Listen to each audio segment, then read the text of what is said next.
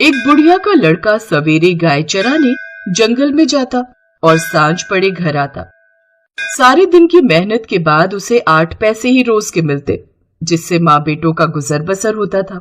बुढ़िया का चौथ माता की कहानी सुनने का और व्रत करने का नियम बराबर चलता था।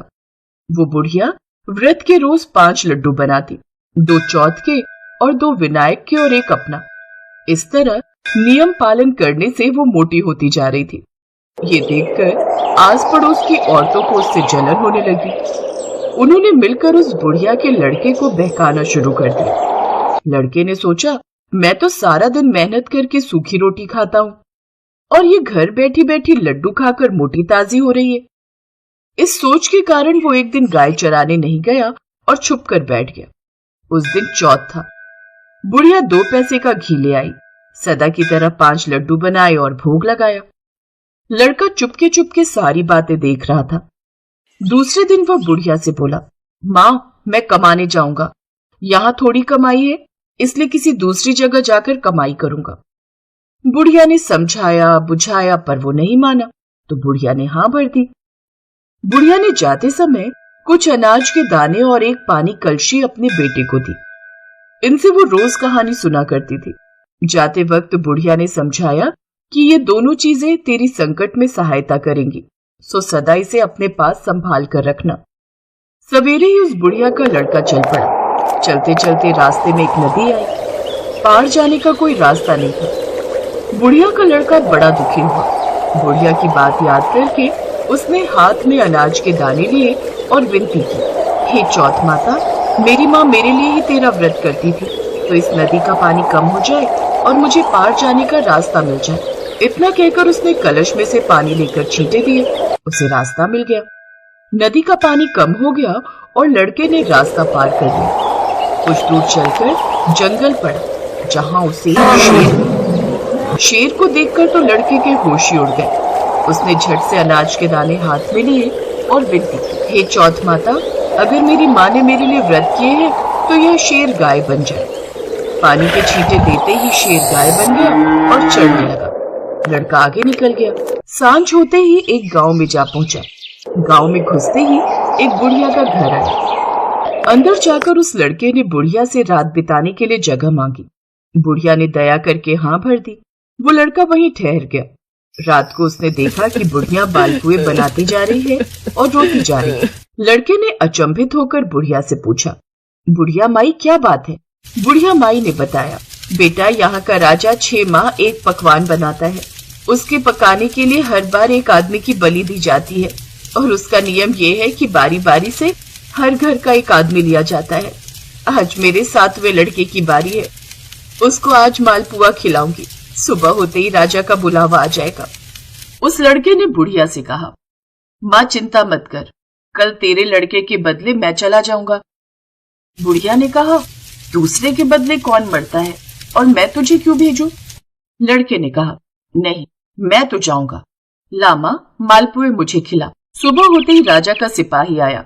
बुढ़िया ने उस लड़के को उठाने के लिए बर्तनों की आवाज की और बड़बड़ाना शुरू कर दिया। लड़के की आंख खुली। वो बात समझ के और जाने के लिए तैयार हो गया। जाते वक्त उसने अपनी लाठी और कंबल बुढ़िया को देते हुए कहा, माई, मैं आकर ले जाऊंगा। बुढ़िया ने कहा, मैं संभाल कर तो रख दूंगी, पर मैंने तो जाते हुए को आज तक वापस आते नहीं देखा। पर यदि तुम विश्वास रखते हो तो ठीक है, भगवान तुम्हारी रक्षा करे। लड़का वहां से चला गया और उस जगह पर जाकर लड़के ने देवताओं को याद किया और अनाज के दाने निकालकर पानी की घंटी दी और चौथ विनायक को याद करके अपने चारों तरफ देखा और एक चौकी पर बैठ गया। कजावा चीन कर आवाज लगा दी गई। तीसरे दिन कुछ कुम्हारों के लड़के खेलते हुए उधर से निकले। उनके हाथ से एक पत्थर का टुकड़ा उछलकर कजावे पर जा पड़ा। पत्थर पड़ते ही उसमें बर्तनों की टंकार निकली। बात सारे गांव में फैल गई। लोगों ने अचंभा किया। नौकर चाकर भेजे गए। कजावा खोला गया। कांसे पीतल के बर्तन निकले। भीतर से आवाज आई, भाइयों, कजावा को धीरे धीरे खोलना, अंदर आदमी भी है। उन्होंने सुझाव दिया कि ये आदमी की ही आवाज है, तुम लोग डरो मत। आखिर में सारा कजावा खोला गया। लड़का चौकी पर हंसता बैठता मिला। चौकी के चारों ओर जुहारे उगे हुए थे। पानी का कलश भरा हुआ था। राजा के पास लड़के को लाया गया। राजा ने सारा किस्सा सुनना चाहा। लड़के ने बताया कि मेरी माँ चौथ विनायक का व्रत करती थी और उसी ने आते वक्त मेरी रक्षा के लिए ये अनाज और पानी का कलश दिया था। राजा ने भाग्यवान लड़का देखकर अपनी लड़की का विवाह उससे कर दिया और चौथ का व्रत करने का ढिंढोरा पिटवा दिया। कई दिन बीत गए। राजा के बेटों की बहुओं ने ननद को ताना मारा कि बाई जो पेट से निकले हांडी से नहीं। राजकुमारी ने अपने पति से कहा, माए जहां मायका और सास जहां ससुराल। लड़का भी बात समझ गया और उसने राजा रानी से आज्ञा मांगी और राजकुमारी को लेकर अपने गांव की ओर चल पड़ा। गांव के पास पहुंचते ही देखने वालों ने बुढ़िया को खुशखबरी दी। बुढ़िया को विश्वास नहीं हुआ। उसने उपलों की ढेर पर चढ़कर देखा। बेटा बहू आते दिखाई दिए। बुढ़िया ने चौथ विनायक को बार बार नमस्कार किया। बेटे बहू ने आकर बुढ़िया के पैर छुए। घर में आनंद छा गया। गांव भर में चौथ के व्रत का ढिंढोरा पिटवाया गया। सभी कोई व्रत रखे कहानी सुने। सकट चौथ का व्रत कृष्ण पक्ष चौथ को किया जाता है।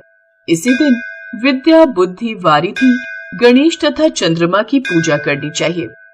दिन भर व्रत रहने के बाद सायंकाल चंद्र दर्शन होने पर दूध का अर्घ्य देकर चंद्रमा की विधिवत पूजा की जाती है। पुत्रवती माताएं पुत्र तथा पति की सुख समृद्धि के लिए व्रत रखती हैं। इस विधि से करें पूजा। सकट चौथ के दिन ब्रह्म मुहूर्त के दौरान स्नान कर स्वच्छ वस्त्र धारण करें। बच्चों की लंबी उम्र के लिए सकट माता की पूजा करें। चंद्रोदय के समय चंद्रमा को अर्घ्य अर्पित करें और चंदन, फूल, धूप, दीप और नैवेद्य चढ़ाकर सकट माता की पूजा करें। सकट चौथ व्रत की कथा जरूर पढ़ें और पूजा समाप्त करें।